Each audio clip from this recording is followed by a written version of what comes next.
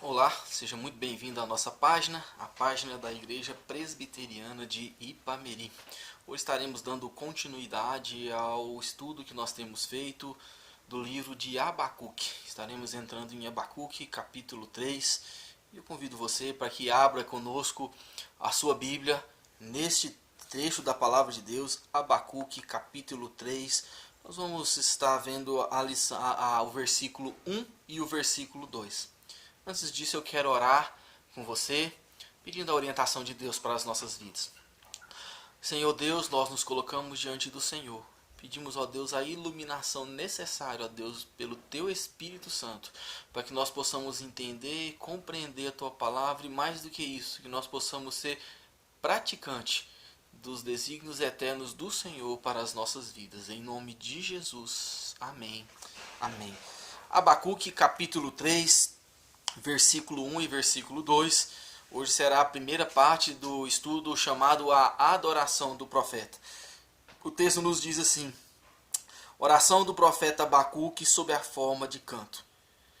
Tenho ouvido, ó Senhor, as tuas declarações, e me sinto alarmado. Aviva a tua obra, ó Senhor, no decorrer dos anos, e no decurso dos anos faze-a conhecida. Na tua ira, lembra-te da misericórdia. Amém. Nós temos visto sobre o profeta Abacuque, que é um homem que viveu durante aí praticamente os últimos anos do povo de Deus, ali do povo de Judá, antes do cativeiro babilônico. E tá pensando talvez nesse versículo aqui, a grande a aplicação que fica para o nosso coração é que adorar a Deus e servi-lo quando tudo vai bem é muito fácil. O difícil é adorar o Senhor quando as circunstâncias não são tão favoráveis para nós e nem para aqueles que estão próximos de nós. Quando nós olhamos a situação de Judá, a situação não havia mudado. Judá ainda seria disciplinada pelo Senhor por meio da Babilônia, que os levaria cativo até aquela terra. Mas o coração do profeta, esse sim, esse mudou bastante. Ele foi capaz de adorar a Deus mesmo em meio à crise. E isso só é possível quando nós tiramos os olhos dos problemas e colocamos na grandeza de Deus e nas suas promessas ao nosso coração, à nossa vida. Quantas e quantas promessas o Senhor tem para o povo dele em toda a Escritura. E isso, juntamente com a grandeza de Deus, é que nos faz tirar os olhos das dificuldades e adorarmos ao Senhor mesmo em meio à crise. Abacuque, nesse versículo, aqui nesse texto, a partir daqui do capítulo 3, ele então sai do desespero e vai para a esperança. Ele sai da angústia e passa para a exaltação, uma exaltação cheia da glória do Senhor. Nós precisamos nos lembrar que o capítulo 3 é o ápice do livro de Abacuque. É o resultado de uma jornada que começou na aflição. O capítulo 2, versículo 1 nos fala que esse profeta do Senhor se colocou sobre a torre e então esperando a resposta do Senhor para a sua vida. E ele então registra a resposta de Deus no capítulo 2, versículo 2 até o versículo 20. E agora, esse texto é a resposta do profeta a Deus. Porém, dessa vez não foi um protesto, mas uma oração de louvor. Como nós olhamos pelo título que nós vemos na Sociedade Bíblica mesmo, ele fala a oração de Abacuque, ou alguns dizem a oração do profeta Abacuque. Foi uma oração com jeito de louvor, ou uma adoração com tema de louvor. O que fez com que ele saísse então ali de um vale de lamentações e fosse até um alto monte adorar o Senhor? Os mesmos ensinos espirituais que aconteceu com Abacuque é a mesma lição para a minha vida e para a sua vida hoje. Pelo menos 3 podem nos elevar nesse sentido: a oração, a visão e a fé. Abacuque intercedeu pela obra de Deus, versículo 1 e versículo 2, o texto que nós lemos. O que nós vamos pensar nas outras semanas, na outra semana, é que ele meditou sobre os caminhos de Deus, quando diante da visão que Deus deu para ele então pôde meditar sobre tudo aquilo, e lá nos versículos 3 até o versículo 15, para que até então ele pudesse chegar ali do versículo 16 ao versículo 19, que é o final do livro, afirmando sua fé e confiança no Senhor, numa das expressões de louvor por meio de oração mais lindas que eu particularmente acho em todas as escrituras. Então vamos nos apegar então à primeira parte dessa oração, dessa adoração ao profeta, que é o que? A oração, a intercessão do profeta. Capítulo 3, versículo 1 e versículo 2. O capítulo 3 é uma oração e um cântico de adoração, que poderia muito bem, ou talvez até seria usado na adoração do templo em Jerusalém. A palavra usada para canto aqui no original hebraico, signot, não é muito bem definida para nós o que ela significa. Alguns estudiosos associam o seu radical ao que quer dizer oscilar de um lado para o outro, talvez dando aí a métrica, ou talvez dando aí o ritmo da música que era cantada. Uma outra curiosidade é que no original, por 3 vezes, é usada a palavra selah, que é uma palavra bastante usada nos Salmos, que também não tem um significado muito certo para nós, mas segundo os estudiosos ele dá as pausas, aquele momento dos salmos ou do cântico em que se parava para refletir sobre aquelas verdades que estavam sendo feitas. Os estudiosos aí de salmos dizem que esse é o momento de nós pararmos e mudarmos o tópico do salmo, para que possamos pensar em mais coisas que Deus tem falado ao nosso coração. É interessante observar que diante da resposta que Deus deu ao profeta no capítulo 2, ele então começa a orar ao Senhor. Mas em vez de discutir, a sua oração se transformou em adoração a Deus. E essa é uma importante lição para todos nós que cremos no Senhor Jesus. Ao ouvirmos a palavra do Senhor, nós devemos dobrar os nossos joelhos. A palavra de Deus, ela cria em nós um senso de adoração. Ela cria em nós um senso de reverência ao nosso Deus. Ela cria em nós um desejo de nós, de fato, colocarmos as nossas vidas diante de Deus e adorarmos ao Senhor. Então, quando nós ouvimos a palavra do Senhor, quando você ouvir Deus falando com você, quando você lê a Bíblia e Deus, de fato, falar no seu coração, que você possa se prostrar diante de Deus, que você possa viver diante de Deus com reverência, diante de tudo aquilo que Deus tem falado ao seu coração. Quando nós olhamos essa oração do profeta, nós vemos pelo menos 4 aspectos que falam profundamente ao nosso coração. O primeiro aspecto é que essa foi uma oração de resposta da resposta de Deus. Ou seja, ele orou diante da resposta que Deus deu a ele. O texto começa dizendo assim, versículo 2: Tenho ouvido, ó Senhor, as tuas declarações. O que quer dizer, que é o mesmo que se dizer os relatos. Lembre-se que Deus havia falado ao profeta anteriormente, capítulo 2, versículo 2 e versículo 3. Se você ler comigo lá, capítulo 2, versículo 2 e 3, ele diz assim: O Senhor me respondeu e disse: Escreve a visão, grava-a sobre tábuas, para que possa ler até quem passa correndo. Capítulo 2, versículo 3. Porque a visão ainda está para cumprir-se no tempo determinado. Mas não se apressa, mas se apressa para o fim e não falhará. Se tardar, espera-o, porque certamente virá e não tardará. Uma resposta maravilhosa, onde não estava apenas sendo aplicada ali no tempo em que o povo iria viver na Babilônia, mas posteriormente. O escritor de Hebreus usa esse texto para se referir à segunda vinda de Cristo, que segundo ele não tardará. Então ele olhando para isso, ele então fica espantado com isso e nos mostra que quando nós conhecemos a vontade de Deus, esse conhecimento deve nos levar a orar pedindo para que a vontade de Deus seja feita. Lembra a oração que o Senhor fez? Senhor, seja feita a sua vontade. Essa é a nossa oração quando nós entendemos a vontade de Deus. É isso que o profeta começou a orar aqui quando ele entendeu que tudo aquilo que Deus iria fazer era para o bem da nação, mesmo que aparentemente de início parecia ser ruim. O puritano Lloyd Jones, ele diz aqui que esse texto agora mostra que Abacuque está intercedendo pela glória de Deus e nada mais. Agora, não havia mais no coração de Abacuque, segundo Lloyd Jones, uma distinção entre israelitas e caldeus. Isso se tornou coisa pormenor. Porque agora o que faz diferença é a glória do Senhor.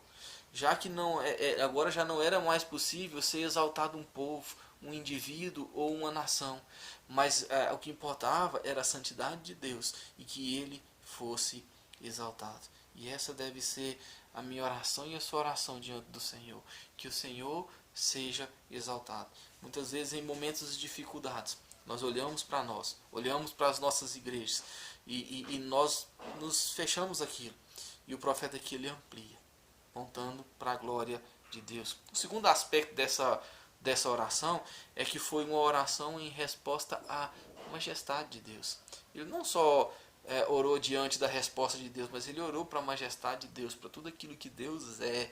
E então ele orou e glorificou e adorou a Deus por isso. Ele diz assim no restante do versículo, na segunda parte do versículo 2, ou ainda no comecinho: tenho ouvido, ó Senhor, as tuas declarações, e me sinto alarmado. O profeta ele havia não só escutado ali Deus falado para ele sobre a condenação da Babilônia, sobre os 5 ais ali no capítulo 2, mas ele se lembra da visão que Deus havia dado para ele. Aqui, o texto que nós vamos ver na próxima semana, do versículo 3 até o versículo 15, onde Deus fala da expressão da sua santidade, ou do seu Deus. Ele fala do esplendor de Deus. Ele fala no versículo 3 algumas palavras bonitas, versículo 3, versículo 4, quando ele fala no final ali: a sua glória cobre os céus e a terra se enche do seu louvor, o seu resplendor é como a luz, raios brilham das suas mãos, ali está velado o seu poder. Versículo 6 até o versículo 7, ele mostra ali o poder de Deus. Olha só, ele para e faz tremer a terra, olha e sacode as nações. E aí ele termina o versículo 6, os caminhos de Deus são eternos. É sobre essa visão que ele fala aqui da vitória de Deus, quando ele fala no versículo 13 que Deus sai para salvamento do seu povo, no versículo 15 que ele marcha com os seus cavalos pelo mar. Então ele mostra aqui um Deus que o esplendor de Deus, o poder de Deus, a vitória de Deus. E quando o profeta então ele olha para essa visão, ele fica estarrecido. Ele fica sem palavras, ele fica sem ter o que dizer para o Senhor diante de toda essa majestade do Senhor que é vista pelo profeta. E ele expressa isso no versículo 16, eu vou ler, nós não lemos o versículo. Ele diz assim: ouvi-o e o meu íntimo se comoveu, a sua voz tremeram os meus lábios. Estou em podridão nos meus ossos e os meus joelhos me vacilaram, pois em silêncio devo esperar o dia da angústia que virá contra o povo que nos acomete. Olha só, ele vê ali a majestade de Deus e ele então fica sem palavras. Assim como Daniel, a única coisa que restou ali ao profeta diante daquela situação foi se colocar diante de Deus e clamar ao Senhor. Abacuque não estava alarmado mais por causa da situação difícil que o povo estava passando, mas ele estava alarmado com a grandeza da revelação de Deus. O profeta reconheceu que não há maior problema do que o nosso Deus. E isso é uma grande lição para as nossas vidas. A sua majestade excede todo o conhecimento. Eu não sei qual é o tamanho da sua dificuldade. Eu não conheço a sua vida. Eu não sei os problemas que você tem passado. Eu acredito que alguns estão passando por dificuldades terríveis, por problemas difíceis, por coisas difíceis de fazer. Mas uma coisa eu quero te dizer: a majestade de Deus é muito maior do que isso. O poder de Deus é muito maior do que isso. E foi isso que aconteceu com Abacuque na sua oração. Ele começa o seu livro clamando ao Senhor, querendo saber o que Deus estava fazendo. E Deus mostra para ele que ia fazer mais ainda, porque ele estava disciplinando o povo por meio de uma nação. E agora ele entende que a majestade de Deus é muito maior do que isso. Então ele entende, ele faz uma oração diante da majestade de Deus. Mas um terceiro aspecto que nós vemos nessa oração aqui é que ele faz uma oração diante da ou pela obra de Deus. Ele obra pela obra do Senhor. Ainda no versículo 2, ele diz: aviva a tua obra, ó Senhor, no decorrer dos anos, e no decurso dos anos faze-a conhecida. Olha só, o medo de Abacuque aqui era que a obra cessasse. E o profeta orou porque ele anelava, porque ele ansiava para que a obra de Deus fosse bem sucedida. E Deus lhe diz, quando nós lembramos do capítulo 1, versículo 5, nós vemos que Deus disse ao profeta que estava realizando uma obra. Ele disse assim: vede entre as nações, olhai, maravilhai-vos e desvanecei, porque realizo em vossos dias obra tal que não crereis quando vos for contado. Deus disse para ele. E como resultado, Abacuque agora ora para que Deus continuasse e mantesse viva a obra que Deus estava realizando e que fizesse prosperar a obra dele. Nós não podemos esquecer que aquilo que Deus estaria realizando na nação de Judá era algo que o profeta não gostava. Era algo que o profeta não queria que fosse feito, que era a disciplina de Deus. Mas ele entendeu aqui e ele aceitou que aquilo que Deus tinha era muito melhor. A palavra que é avivar tem o princípio no hebraico de preservar ou de manter vivo. A grande preocupação de Abacuque é que o templo fosse destruído. O que aconteceu depois. A grande preocupação de Abacuque é que a obra do Senhor parasse. Por isso então Abacuque ora para que o Senhor mantesse a obra viva, para que ele não permitisse que ela fosse esmagada, para que ele não permitisse que o Senhor então a fizesse com que o mal fosse tão grande a ponto de destruir tudo aquilo que é do Senhor e a obra não continuasse. Por outro lado, a palavra também significa corrigir, livrar e purificar do mal. E esse também é um resultado essencial de manter a obra do Senhor viva. Martin Lloyd-Jones nos lembra muito bem que no decorrer da história e dos avivamentos, sempre que Deus almejava por derramar copiosamente o Espírito Santo dele sobre o povo e para mover de maneira poderosa o Espírito Santo dele sobre o povo, isso sempre era acompanhado de purificação, de livramento do pecado. Tudo sempre é acompanhado de tirar as escórias e as coisas que estão impedindo a progressão da causa do Senhor. Então, quando ele diz aqui aviva a sua obra, não era só para não destruir, mas era para que Deus purificasse, para que Deus limpasse. E que essa possa ser a nossa oração. Nós temos passado, e a igreja tem passado momentos difíceis, em que ficou um tempo sem poder se reunir e agora se reúne com grandes restrições.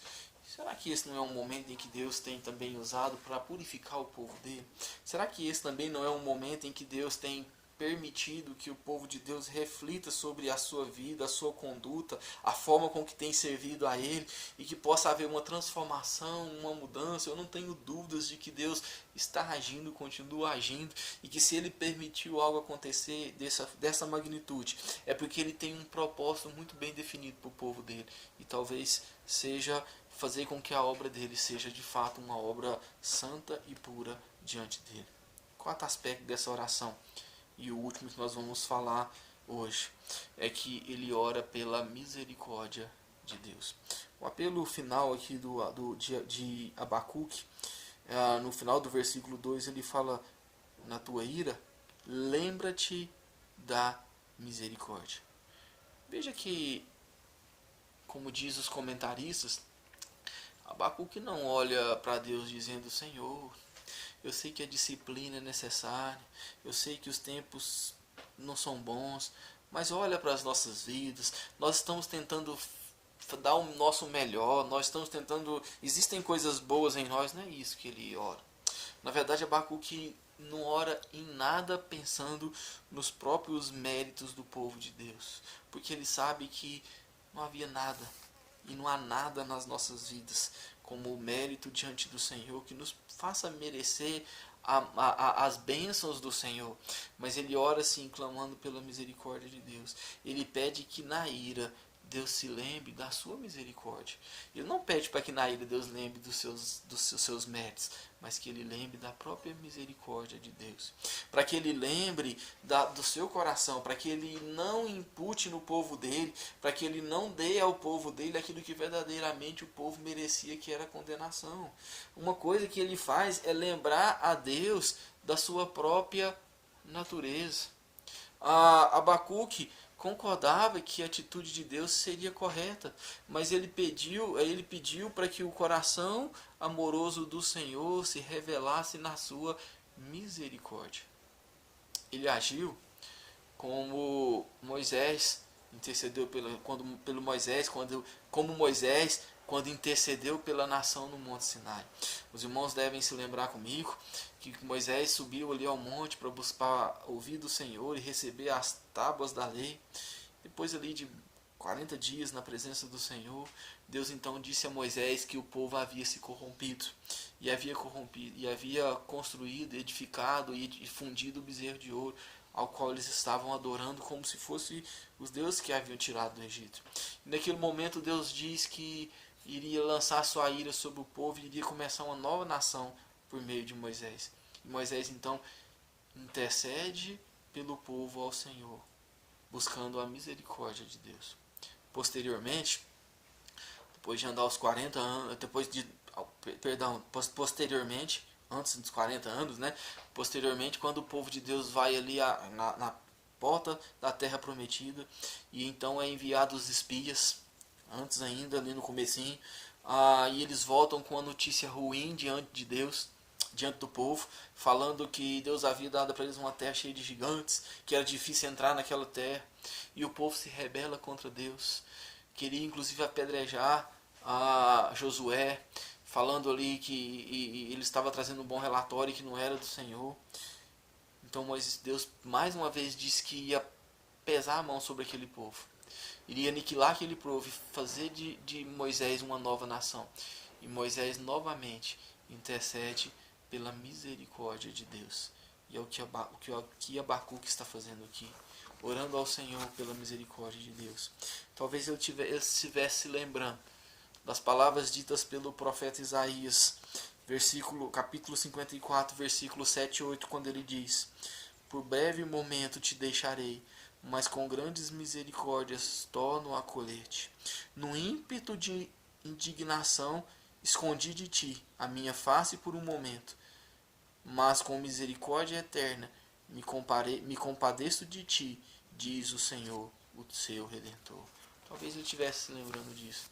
E sem dúvida Deus mostrou misericórdia para com os judeus, pois Deus os preservou no meio do cativeiro. Deus os preservou por 70 anos, por vários anos ali na Babilônia.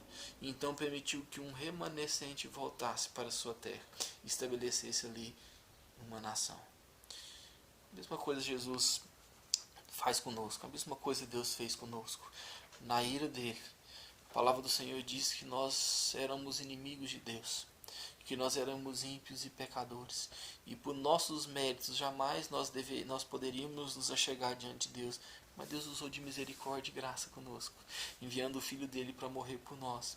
E que a nossa oração agora, pensando nisso, seja uma oração de adoração, uma oração de adoração diante da resposta que Deus nos dá, uma oração de adoração diante da majestade de Deus, que é muito maior do que os nossos problemas.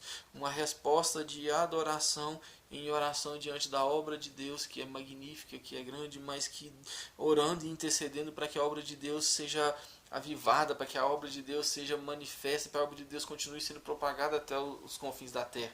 Em uma oração, em louvor pela misericórdia de Deus, que veio até nós. Portanto, nós lembramos aqui que em momento algum Abacuque orou agora nessa oração por livramento ou para que Deus mudasse os seus planos. Abacuque entendeu que os planos de Deus são maiores do que os nossos planos. A preocupação do profeta agora é pela obra de Deus em Judá em todas as gerações. O foco dele mudou e Deus continuou o mesmo. Que diante das nossas lutas o nosso foco seja transformado, que a gente olhe para o Senhor, que a gente olhe para aquilo que Ele é e que nós possamos orar adorando ao Senhor. Que Deus abençoe sua vida. Eu quero orar pela sua vida, eu quero interceder pela sua vida, colocando a sua vida diante do Senhor. Senhor, em nome de Jesus, nós nos colocamos na Tua presença. Sabemos, ó Deus, que muitos, ó Deus, têm passado por lutas, por dificuldades. Sabemos, ó Deus, do momento difícil que a Tua igreja tem vivido. E nós te pedimos, ó Deus, que assim como o Senhor fez com o profeta Abacuque, que o Senhor faça conosco. Que o Senhor mude a nossa visão. Que o Senhor faça, ó Deus, com que nós tiremos os olhos, Senhor, dos problemas e das dificuldades e voltemos os olhos para o Senhor. Porque é do Senhor que virá o nosso socorro. O Senhor tem o melhor para a tua igreja. O Senhor tem o melhor para as nossas vidas.